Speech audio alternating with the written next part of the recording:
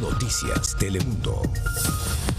Buenas noches. Estas son las noticias que usted tiene que saber hoy antes de que acabe el día. Soy Julio Vaqueiro. Los más de 140,000 muertos por COVID-19 tienen nombre y apellido. Hay personas detrás de los números y hoy 2 niños quedaron huérfanos. Su padre y su madre enfermaron y ninguno sobrevivió. Lo que más nos duele es que murieron solos por causa del COVID. Mi hija tan siquiera tuvimos la dicha de despedirla por teléfono, entregársela al Señor y decirle que la amábamos, pero mi yerno no alcanzamos, mi yerno murió solo. Isaías y Nathan ni siquiera pudieron despedirse de sus padres. Es una tragedia y tenemos la historia. Ellos quieren que sirva para que todos nos tomemos muy en serio esta enfermedad.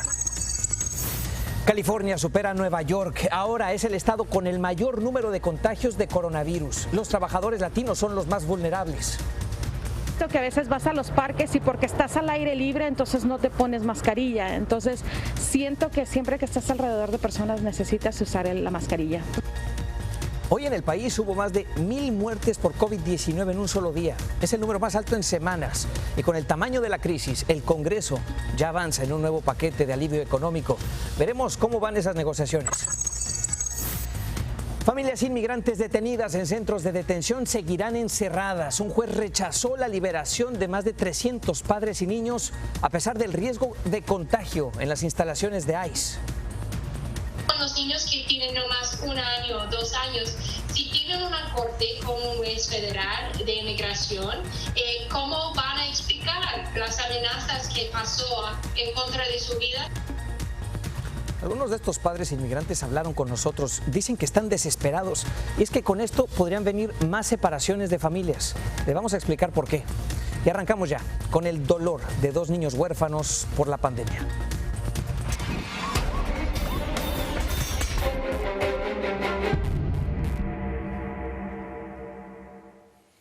Ellos son Isaías y Nathan, 2 niños latinos de Houston, Texas. En solo 2 semanas perdieron a su padre y a su madre. Todo por culpa del coronavirus. Edgar Muñoz tiene la historia. En esta casa de hispanos en Houston la tragedia es doble. Naomi Esquivel y Carlos García murieron por coronavirus y dejaron huérfanos a sus 2 hijos de 11 y 14 años de edad. La primera en morir fue Naomi, de 39 años, quien padecía del hígado y la llevaban a un tratamiento del hospital. En total 5 familiares se contagiaron del terrible coronavirus, pero la primera en caer fue Naomi. No supimos ni dónde nos contagiamos porque en su trabajo hubo contagio, en el trabajo mío también hubo contagio. En el trabajo de mi yerno también hubo contagio y yo acompañaba a mi hija al hospital cada vez que la ponían. La mamá de Naomi, envuelta en su dolor, dice que jamás imaginó estas pérdidas y más aún cuando saben que murieron en soledad. Lo que más nos duele es que murieron solos por causa del COVID. Mi hija tan siquiera tuvimos la dicha de despedirla por teléfono, entregársela al Señor y decirle que la amábamos y todo mientras ella estaba falleciendo. Pero mi yerno no alcanzamos, mi yerno murió solo. Me pueden llevar al hospital. Jacobo Mendoza, hermano de Naomi, contó a Noticias Telemundo que Carlos García murió por falta de oxígeno. Lo encontraron solo, tirado en el suelo, hace 5 días cuando murió. Cuando llegó la ambulancia para recogerlo, eso fue algo que nos dijo, por favor, cuídenme a los niños. Y mi esposa le dijo, pues no te preocupes de eso, Carlos, nosotros vamos a estar aquí por usted y para los niños y siempre vamos a cuidar de los niños. Isaías y Nathan no tuvieron la oportunidad de despedirse de su mamá. Ahora ellos se enfrentan a esta dura prueba que nunca imaginaron. En Houston, Texas, Edgar Muñoz, Noticias Telemundo. Qué difícil, ¿no? California es ya el estado más afectado por el COVID-19. Está incluso peor que Nueva York, que en algún momento fue el epicentro de la pandemia. El coronavirus está superando marcas cada día. Y aquí está Paulina Sodi con los últimos datos. Paulina, buenas noches. ¿Qué tal, Julio? Muy buenas noches. Efectivamente, hay nueva información.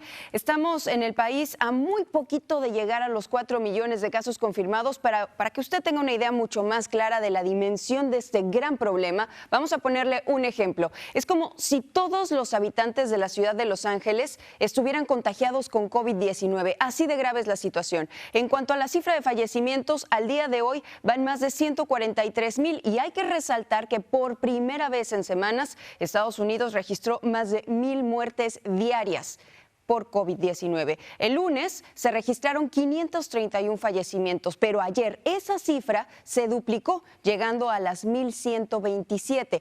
Hay que recordar que los expertos anticiparon que el número de personas fallecidas aumentaría luego de que a mediados del mes de junio pues comenzó a subir la cifra de personas contagiadas. Y hoy precisamente el doctor Anthony Fauci habló sobre la posibilidad de controlar esta pandemia, la posibilidad, pero no fue optimista respecto a erradicarla. Escuche, por favor. I don't really see us eradicating it. I think with a combination of good public health measures, a degree of global herd immunity, and a good vaccine, which I do hope and feel cautiously optimistic that we will get. I think when you put all three of those together, I think we will get very good control of this. Y ya que estamos hablando de contagios, el número de casos están aumentando en 41 estados de este país. Hoy en California se están convirtiendo en el estado con más casos confirmados en toda la nación, con más de 415,000. Están superando a Nueva York, que se está ubicando en segundo lugar, seguido por el estado de Florida, y después le sigue Texas. Esta pandemia, Julio, no solamente está golpeando fuerte al país en contagios y en fallecimientos, también lo está haciendo de una manera sumamente rápida, en muy poco tiempo. Sí, es un crecimiento exponencial. Gracias, Paulina. Bueno, otra noticia importante del día también referente a la pandemia es que Estados Unidos pagará casi $2,000 millones a Pfizer por 100 millones de dosis de una vacuna experimental contra el coronavirus. La vacuna podría estar lista en diciembre. Si es aprobada por la Administración de Alimentos y Medicinas, el gobierno entonces compraría otros 500 millones de dosis. La distribución será gratuita, pero todavía no se sabe cómo será. Aún desconocemos mucho sobre el coronavirus. Cada paciente describe los síntomas de forma distinta y hay sensaciones muy variadas con esta enfermedad. Pero ya hay un estudio en Gran Bretaña que ha logrado catalogar los síntomas en 6 diferentes tipos de COVID-19. Antes de repasar cada uno de los tipos, es importante decir que todos incluyen jaqueca y pérdida de olfato. Es decir, el dolor de cabeza, la pérdida del olfato como los síntomas constantes de esta enfermedad. Pero después se dividen en gripal sin fiebre, los síntomas de un resfriado común pero sin temperatura, gripal con fiebre, temperatura elevada, y este es interesante, gastrointestinal. No hay tos, pero sí hay diarrea y dolor estomacal. Estos son los 3 grupos más leves. Y después vienen los otros 3 grupos más severos, los padecen las personas más débiles de edad más avanzada, quizá con obesidad o condiciones preexistentes. Nivel severo 1, sienten mucha fatiga, un cansancio pesado. Nivel severo 2, se suma la confusión, el paciente puede incluso sentirse desorientado, y el nivel severo 3, donde hay un dolor abdominal del que se habla muy poco, pero ahí está, y también complicaciones para respirar. Es importante reconocer los síntomas a tiempo porque eso puede incluso salvar nuestras vidas, según ha encontrado este estudio. Nos vamos a Washington. Esta noche, un nuevo paquete de estímulo económico está un paso más cerca de ser una realidad.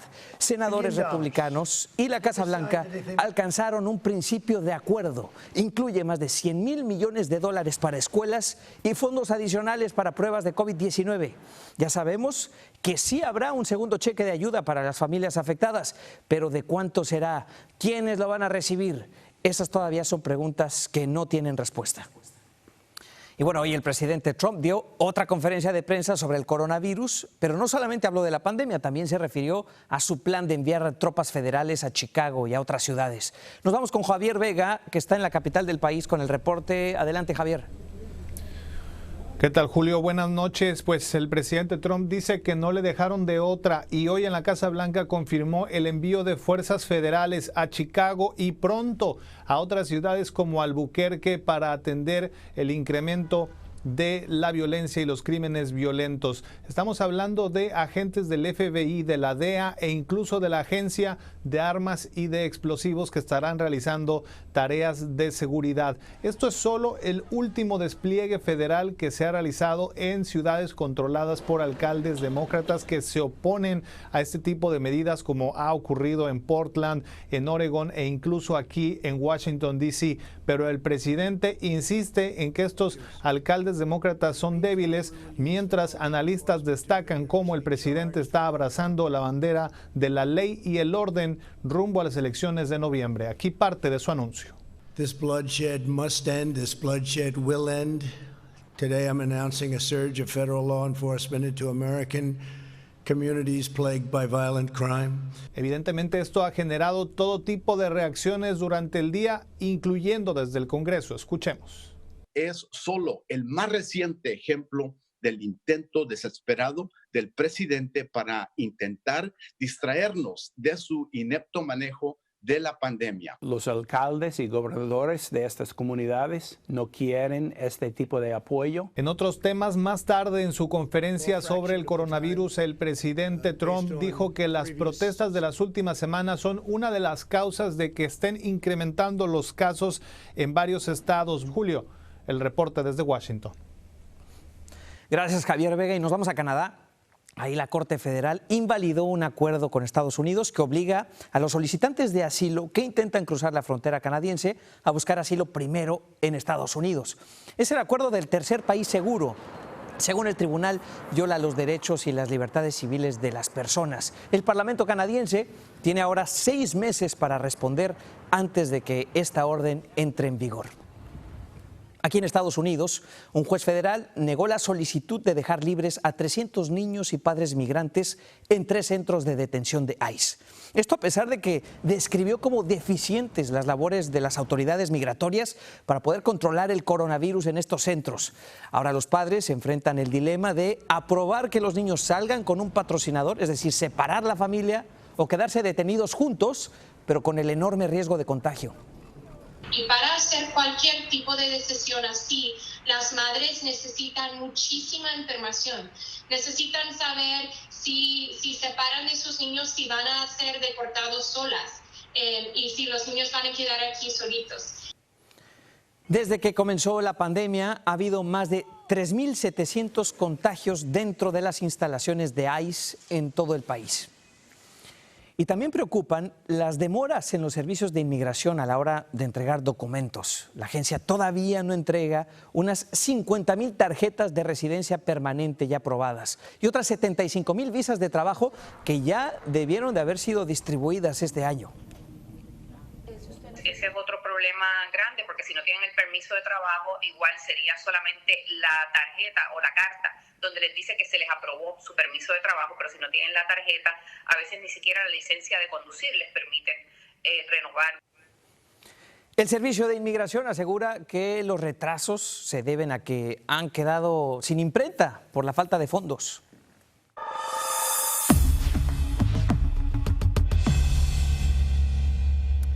En tiempos de crisis, la solidaridad mantiene a flote a los pequeños negocios, como una taquería en San José, California.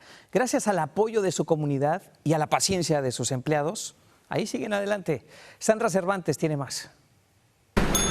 Las órdenes de comida poco a poco comienzan a incrementar y las planchas vuelven a calentar las tortillas de los burritos que forman parte del menú de la Corona Taquería. Aquí estamos, señora, a sus órdenes para servirle. Hace 12 años, José Becerra abrió esta taquería sobre la calle 4 en el barrio japonés en San José, uno de tantos negocios que se vio afectado por la pandemia. En esta crisis hemos tenido que poner gente en espera de trabajo y reducir horarios. José nos dice que sus ventas bajaron hasta en un 70%, pero en las últimas semanas ha podido llamar a algunos de sus empleados para regresar a trabajar. Ese era uno de los temores que yo tenía, de que no me fueran a hablar para atrás, pero gracias a Dios que sí me llamaron porque la verdad ya no teníamos ingresos, ya era mucho tiempo y los ahorros que teníamos pues ya se habían acabado. ¿Algo más que se le ofrezca? El poder atender a los clientes al exterior del restaurante, aunado a las órdenes de comida para llevar, los han ayudado a mantener el negocio a flote y seguir proveyendo un sueldo para los empleados a quienes José considera parte de su familia. Si hay unión entre todos hay más fuerza, hay más poder para poder seguir adelante. Y eso es lo que espera, seguir saliendo adelante con el apoyo de la comunidad. Bueno, si usted es propietario de una pequeña empresa y necesita ayuda, puede encontrar información valiosa en telemundo.com/nuestros negocios. Y ahora hablemos del avión presidencial de México que ya regresa a la capital, listo para que lo vendan. Este ha sido la manzana de la discordia. El presidente López Obrador prometió venderlo, no habían encontrado comprador y ahora parece que sí ya cerraron un trato. Víctor Silva está en la Ciudad de México con detalles. Víctor, buenas noches. Julio, buenas noches. A 1 año y medio de su partida, el avión presidencial volvió a tocar el suelo mexicano, mientras el presidente asegura que están a punto de concretar su venta. El tiempo se pasó volando y luego de 19 meses en California, el avión TP-01 aterrizó en el hangar presidencial. El José María Morelos y Pavón retorna después de un mantenimiento, aseguró el presidente López Obrador, y adelantó que ya hay una propuesta de compra. Sigue el compromiso de la compra, sí, no se ha caído, ya incluso hubo una aportación de un anticipo. Sin embargo, el Boeing 787 está a la venta desde diciembre de 2018 y mantenerlo en Estados Unidos ha costado cerca de $1 millón, algo que divide las opiniones entre los mexicanos. Eso sí fue un total desperdicio. O sea, la verdad es que se pudo haber quedado aquí, ayudar a muchas cosas. El que tarde una aeronave de ese precio en venderse me parece pues, totalmente lógico y totalmente comprensible. Lotería, lleve su lotería para el avión. Por todo esto, el presidente insiste en rifar el avión a través de cachitos de lotería, un acto simbólico que se realizará el 15 de septiembre y en el que los ganadores solo se llevarán dinero. Habíamos quedado en que iban a conocer el avión, ¿no? Mientras tanto, López Obrador anunció que el próximo lunes dará su conferencia matutina en el hangar para mostrar los lujos de la aeronave. En México, Víctor Silva, Noticias Telemundo. Ahí está el avión.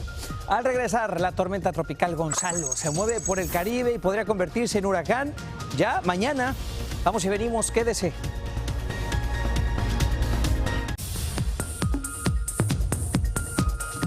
Un terremoto magnitud 7.8 sacudió anoche la península de Alaska. Provocó una alerta de tsunami que después fue cancelada. El epicentro fue en el Pacífico, a unas 60 millas de la ciudad de Perryville, y aunque tuvo varias réplicas, no hay daños graves. No obstante, varias ciudades costeras tuvieron que ser evacuadas. Y mientras, en el Atlántico se formó la tormenta tropical Gonzalo. Hasta el momento, el fenómeno tiene vientos máximos de 50 millas por hora, pero ya se podría convertir en huracán tan pronto como mañana jueves. La tormenta se dirige al Caribe Sur, podría afectar algunas zonas de Venezuela este sábado. También están en riesgo Santa Lucía y Trinidad y Tobago. Al regresar, pese a la pandemia, ferries abarrotados de turistas navegan en la zona de las cataratas del Niágara, del lado de Estados Unidos. Ya venimos, quédese.